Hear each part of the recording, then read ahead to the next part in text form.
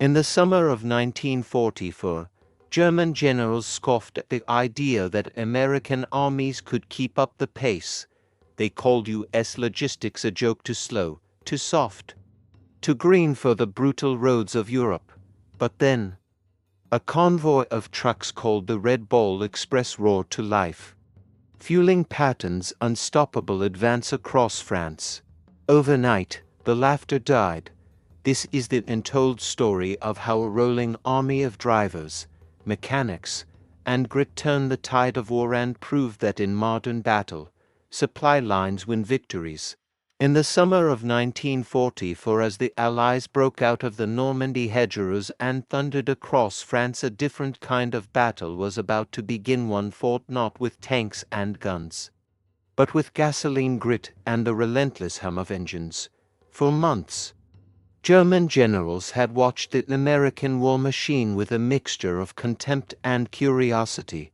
They saw the endless convoys of trucks, the mountains of crates, the sprawling depots that seemed to spring up overnight.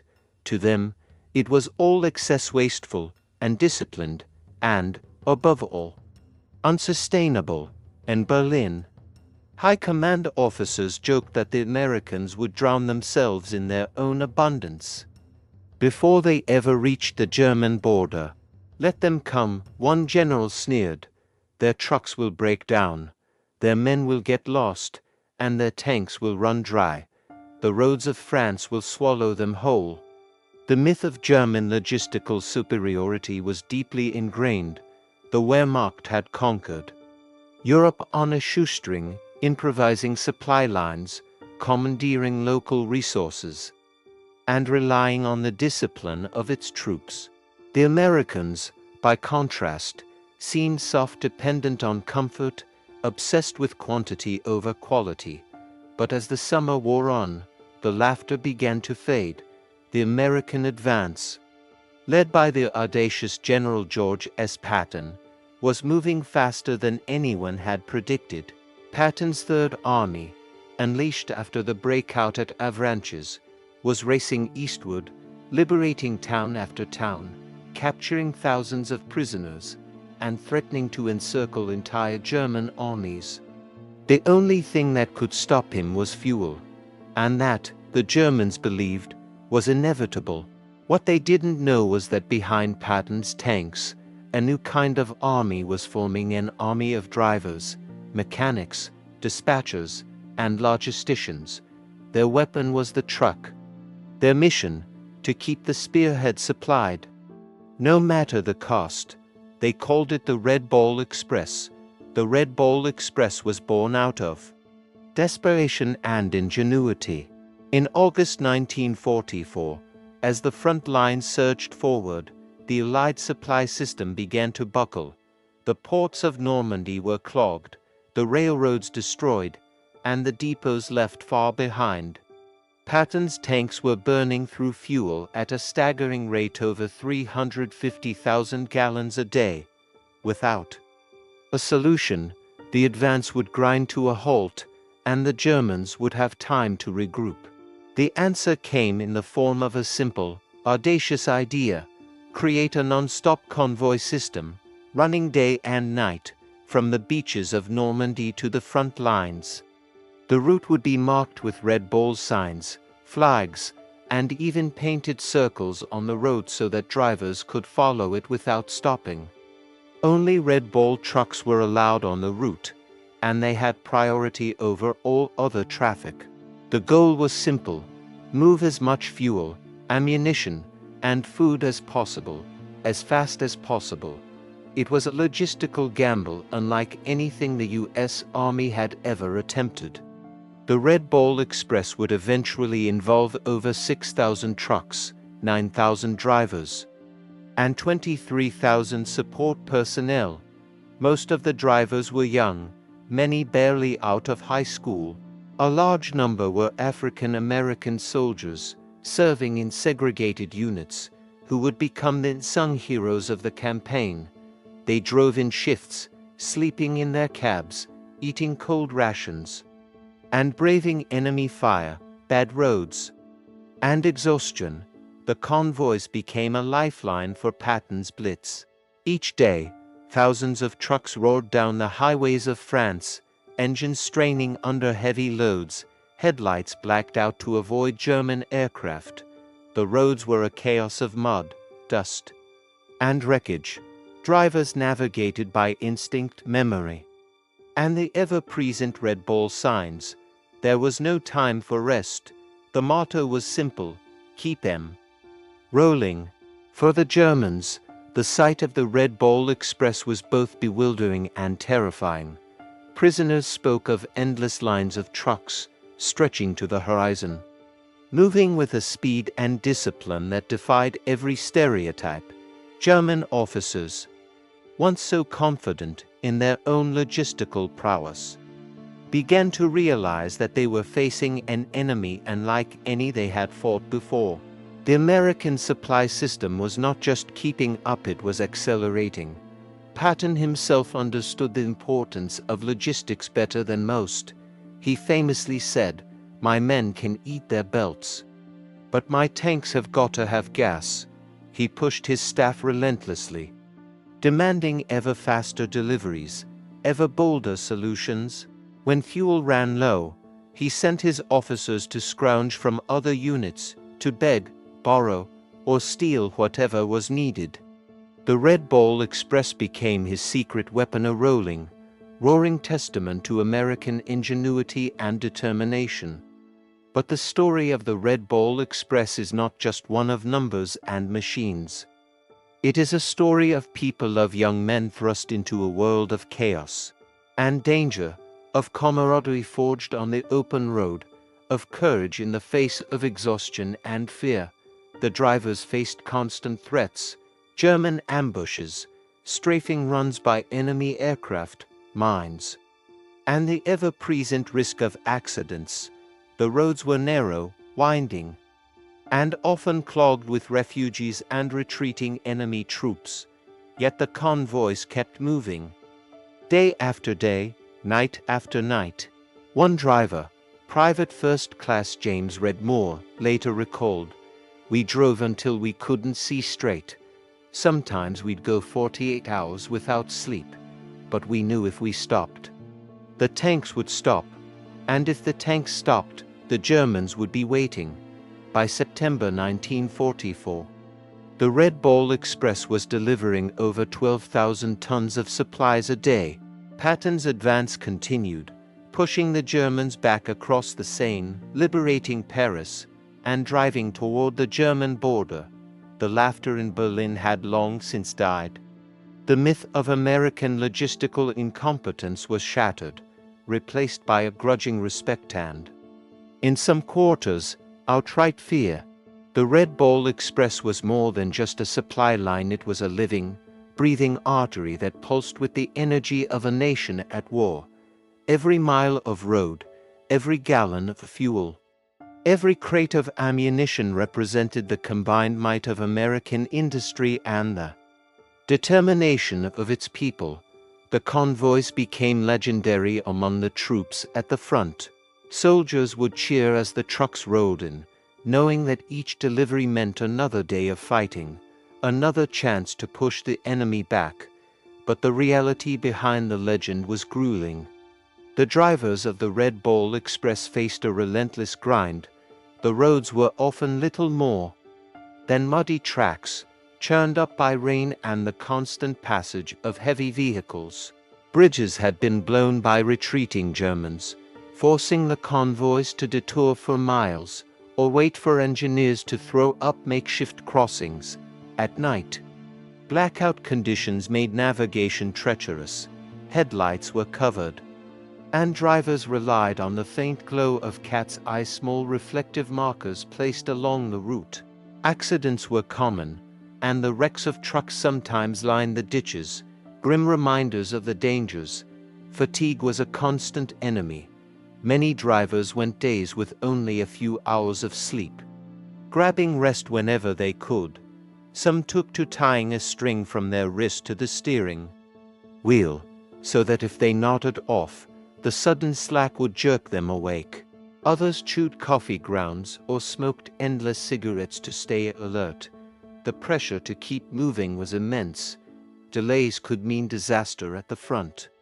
Where Patton's tanks and infantry depended on a steady flow of fuel and ammunition, the convoys were also vulnerable to enemy action. German aircraft, though increasingly scarce, would strafe the roads, picking off trucks and scattering drivers. Snipers and small bands of enemy troops sometimes ambushed the convoys, forcing the drivers to fight back or race through danger zones at breakneck speed. Mines and booby traps added to the hazards. Yet, despite the risks, morale among the Red Ball drivers remained high. There was a sense of pride in their mission, a recognition that they were the lifeline of the army. For many African American soldiers, the Red Ball Express was both an opportunity and a challenge. Segregated from their white counterparts, they were often assigned the toughest jobs, driving the longest routes, hauling the heaviest loads, and working the most dangerous shifts. Yet they rose to the occasion, proving their skill and courage under fire. Their contributions were vital, and their stories became an integral part of the Red Ball legend. Private William Shorty Jones remembered, "We knew we had something to prove. They said we couldn't do it, but we did. We kept those trucks rolling. No matter what." The logistical miracle of the Red Ball Express was not just about moving supplies, it was about adapting to chaos. The planners in the rear worked around the clock, tracking every truck, every load, every gallon of fuel. Dispatchers used radios, telephones, and even motorcycle couriers to coordinate the convoys. Mechanics set up mobile repair shops along the route, ready to fix breakdowns on the spot. If a truck couldn't be repaired quickly, it was pushed aside and the load transferred to another vehicle. Nothing was allowed to stop the flow. The scale of the operation was staggering. At its peak, the Red Ball Express operated over 900 vehicles at a time, covering more than 700 miles of road. In just 3 months, the convoys delivered over 400,000 tons of supplies to the front. The sheer volume of material moved was unprecedented in military history. It was a testament to the power of American industry, which had shifted into high gear for the war effort. Factories back home churned out trucks, tires, engines, and spare parts by the millions. Every item that reached the front was the result of a vast, interconnected system stretching from Detroit to Normandy. The impact on the battlefield was immediate and profound. Patton's Third Army, fueled by the Red Ball Express, maintained its momentum, outpacing the enemy and seizing key objectives. The Germans, caught off guard by the speed and flexibility of the American advance, struggled to regroup. Their own supply lines, stretched thin and harassed by Allied air power, could not keep up. The myth of German logistical superiority was crumbling. Yet, the success of the Red Ball Express came at a cost. The relentless pace took a toll on men and machines alike. Trucks broke down, tires wore out, and engines overheated. Drivers suffered from exhaustion, stress, and sometimes battle fatigue. The strain was felt all along the line, from the planners in the rear to the soldiers at the front, but the system held. The supplies kept coming, and the advance continued. The Germans, watching from the other side, were forced to confront a new reality. The American army, once dismissed as slow and unwieldy, had become a juggernaut. The Red Ball Express was the engine that drove Patton's Blitz, the force that turned the tide of battle. German officers, once so quick to laugh at American logistics, now spoke of the convoys with a mixture of awe and dread. One captured German colonel reportedly said, "We could fight the American soldier. We could even fight his tanks. but we could not fight his trucks. As the autumn rains set in and the front lines shifted, the Red Ball Express adapted once again. New routes were opened, new depots established, and the convoys pressed on. The lessons learned would shape the future of military logistics, proving that, in modern warfare, the ability to move and supply an army was as important as the ability to fight. The story of the Red Ball Express is a story of innovation, determination, and the quiet heroism of those who kept the wheels turning. It is a story that deserves to be remembered not just as a footnote to Patton's victories, but as a triumph of American spirit and ingenuity. As the Red Ball Express thundered across France, its impact rippled far beyond the immediate needs of Patton's tanks. The very existence of such a supply operation sent shockwaves through both Allied and Axis command structures.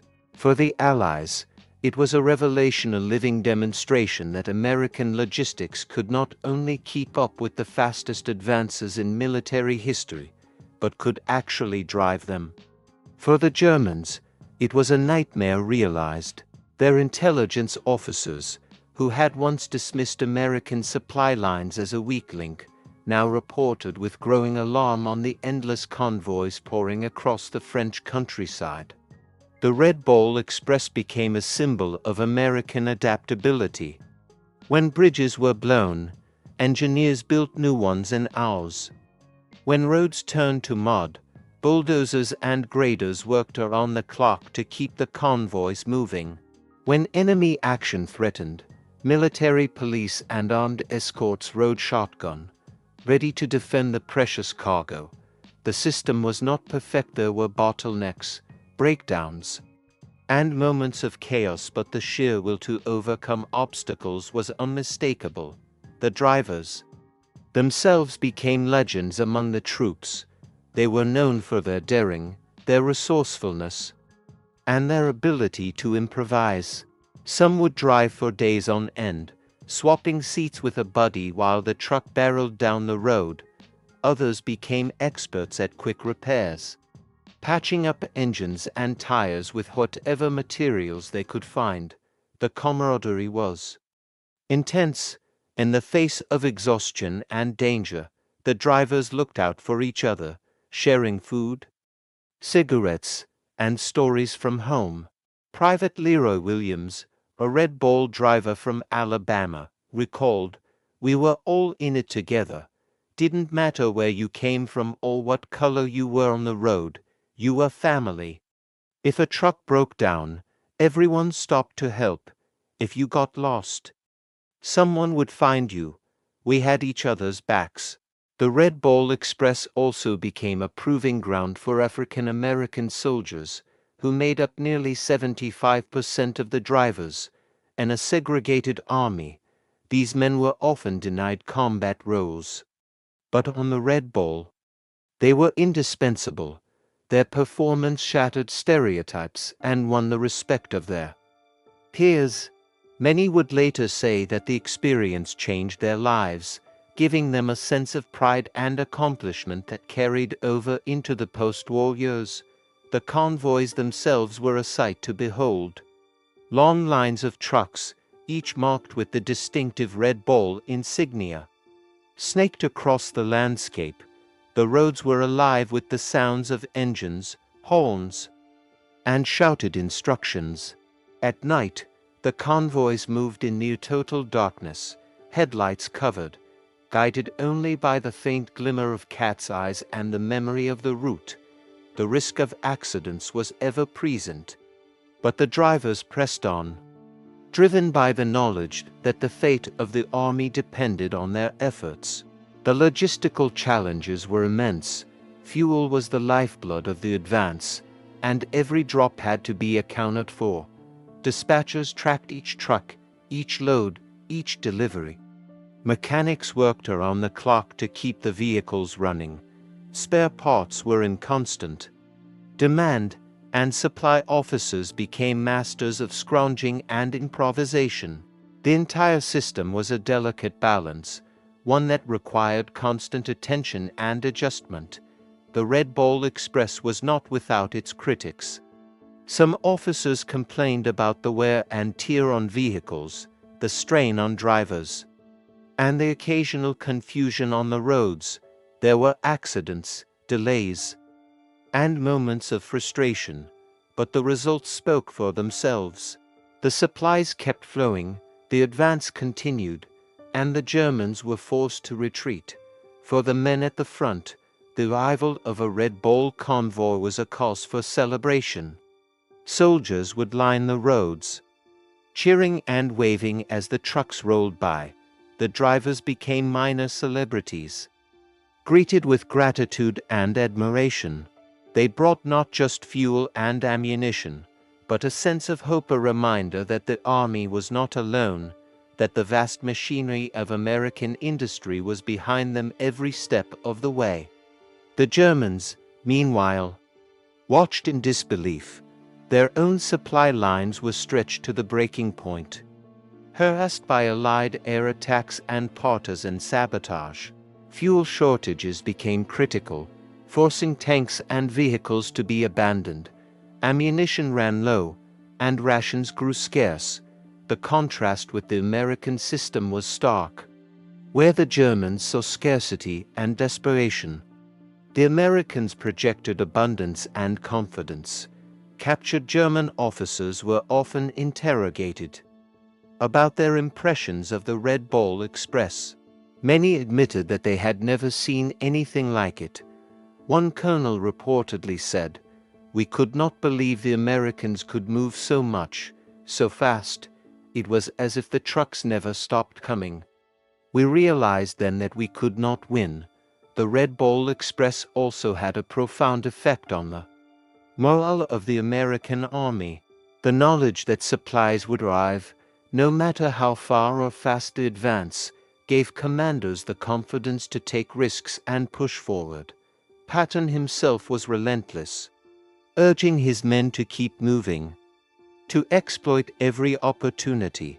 He understood that speed was the key to victory, and the Red Ball Express was the engine that made it possible. As the campaign in France drew to a close and the Allies approached the German border, the Red Ball Express began to wind down. New supply routes were established, railroads were repaired, and the focus shifted to the next phase of the war. But the legacy of the Red Ball lived on. It had proven that American logistics could meet any challenge, that the will to win was as important as the weapons on the battlefield. For the men who drove the trucks, the memories would last a lifetime. The long nights, the endless roads, the camaraderie and the danger all became part of the legend. The Red Ball Express was more than a supply line. It was a symbol of American determination, a testament to the power of teamwork and ingenuity, and a reminder that in war, as in life, it is often the unsung heroes who make victory possible. As autumn deepened and the Allied armies pressed ever closer to the German border, the story of the Red Ball Express became woven into the very fabric of the campaign. The convoys had become so vital that even the enemy took notice, and German commanders began to shift their tactics in a desperate attempt to disrupt the American supply lines. Sabotage teams were dispatched to lay mines and ambush convoys, while Luftwaffe pilots, though increasingly outnumbered, were ordered to strafe the highways and bridges that carried the Red Ball's lifeblood to the front. Yet, for every obstacle the Germans threw in their path, the men of the Red Ball Express found a way to adapt and overcome. The American response to these threats was swift and resourceful. Military police units patrolled the routes, clearing obstacles and providing security. Engineers worked tirelessly to repair damaged roads and bridges, sometimes under fire. When a bridge was blown, pontoon units could have a replacement in place within hours. The drivers themselves became adept at spotting danger, learning to read the landscape for signs of ambush, to recognize the telltale glint of a mine, or the sudden silence that meant trouble ahead. The Red Ball Express was not just a logistical operation, it was a running battle. A test of nerves and skill as much as endurance. The weather, too, became an adversary. As the rains came and the roads turned to mud, the convoy slowed, and the risk of accidents increased. Trucks bogged down, engines overheated, and tempers sometimes flared, but the drivers pressed on, often working in teams to push or pull stuck vehicles free. The sense of mission was unshakable. They knew that every delay could mean disaster for the men at the front, and so they kept moving, no matter the cost. Inside the camps and depots that supported the Red Ball Express, a different kind of battle was being fought. Mechanics worked around the clock, cannibalizing wrecked trucks for parts, improvising repairs, and keeping the fleet running against all odds. Quartermasters juggled endless paperwork, tracking every shipment, every delivery, every missing bolt or tire. Dispatchers coordinated the flow of traffic, rerouting convoys around bottlenecks and hazards. The entire system was a marvel of organization, a testament to the power of American industry and the ingenuity of its people. The Red Ball Express also became a crucible for leadership. Young officers and non-commissioned officers were thrust into positions of responsibility. Forced to make quick decisions under pressure, they learned to trust their men, to delegate authority, and to solve problems on the fly. Many would later say that the experience shaped them for the rest of their lives, teaching lessons in teamwork, resilience, and the value of every individual contribution. For the drivers, the experience was transformative.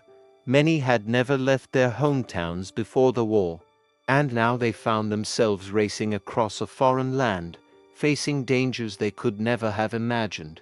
The friendships forged on the road were deep and lasting, built on shared hardship and mutual respect.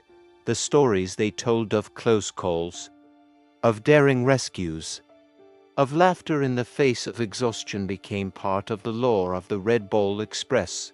The impact of the Red Ball Express was felt not just on the battlefield, but on the home front as well. News of the convoys reached back to America, where families followed the progress of the war with pride and anxiety. The image of the tireless truck driver, braving danger to keep the army moving, became a symbol of the nation's resolve. For African American families, the achievements of the Red Ball drivers were a source of particular pride, a powerful rebuttal to the prejudice and discrimination that still plagued the country. As the Allies crossed into Germany and the war entered its final, brutal phase, the lessons of the Red Ball Express continued to shape the campaign. The importance of logistics, of keeping the army supplied, fed, and fueled was now beyond question. Commanders at every level understood that victory depended as much on the men behind the lines as on those at the front. The Red Ball Express had set a new standard, one that would influence military planning for generations to come. The Germans, for their part, never fully recovered from the shock. Their own supply lines, already stretched to the breaking point, collapsed under the weight of Allied air attacks and the relentless advance of the enemy. Fuel shortages became critical, forcing entire units to abandon their vehicles and fight on foot. Ammunition ran low, and the once feared panzers became little more than targets for Allied aircraft and artillery. The contrast with the American system was stark and demoralizing. In the aftermath of the campaign, as the Red Ball Express was gradually phased out and replaced by more conventional supply routes, the men who had driven the convoys looked back with a mixture of pride and relief. They had accomplished something extraordinary, something that few outside the army would ever fully understand. They had kept the wheels of war turning, and in doing so, they had helped to write a new chapter in the history of victory. The story of the Red Ball Express is a story of ordinary men rising to meet extraordinary challenges. It is a story of innovation, determination, and the unbreakable spirit of those who refuse to let anything stand in their way. It is a story that deserves to be remembered, not just as a footnote to Patton's Blitz, but as a defining moment in the annals of military history. As the war in Europe neared its end, the legacy of the Red Ball Express was already being felt far beyond the muddy roads of France and Belgium. The lessons learned from this audacious logistical operation would shape not only the final months of World War II, but the very future of military planning and American industry. The Red Ball Express had proven, beyond any doubt, that the ability to move supply and sustain an army at speed was as decisive as any weapon on the battlefield. For the men who had driven the convoys, the end of the Red Ball Express was bittersweet. Many had grown accustomed to the rhythm of the road, the long hours, the camaraderie, the sense of purpose that came from knowing their work mattered. As the front lines stabilized and railroads were repaired, the need for the non-stop convoys diminished. Some drivers were reassigned, others returned home, and a few stayed on to help with the massive task of supplying the final push into Germany. But all of them carried with them the pride of having been part of something historic. The impact of the Red Ball Express was not lost on the High Command. General Eisenhower himself credited the operation with making the rapid advance across France possible. In his memoirs, he wrote, "The logistics of the campaign were a marvel. The Red Ball Express was the artery that kept the army alive." Patton, never one to mince words, was even more direct. "My tanks could not have moved without those trucks. The Red Ball Express was the real hero of the campaign." The story of the Red Ball Express also became a touchstone for the broader American war effort.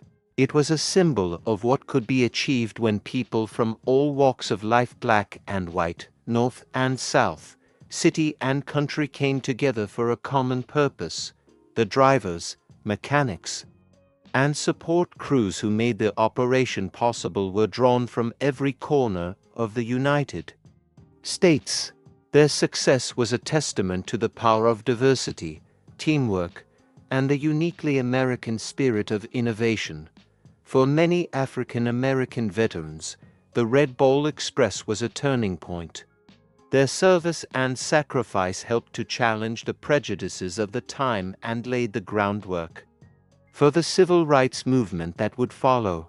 The respect they earned on the roads of France translated, for some, into new opportunities and a renewed sense of dignity at home. The story of the Red Ball Express became part of the larger narrative of Black achievement in the face of adversity. The logistical innovations pioneered by the Red Ball Express did not end with the war. Military planners studied the operation in detail, drawing lessons that would inform future conflicts. The importance of flexibility, rapid response, and decentralized decision-making became central tenets of American military doctrine.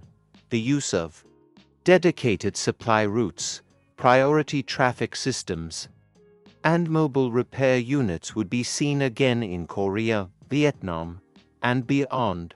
The Red Ball Express also left its mark on American industry. The scale and speed of the operation required unprecedented coordination between the military and civilian sectors. Factories ramped up production, shipping companies adapted to new demands, and the entire supply chain became a model of efficiency. The experience gained during the war would fuel the post-war economic boom, as veterans returned home with new skills and a can-do attitude forged on the roads of Europe. For the Germans, the memory of the Red Ball Express was a bitter one.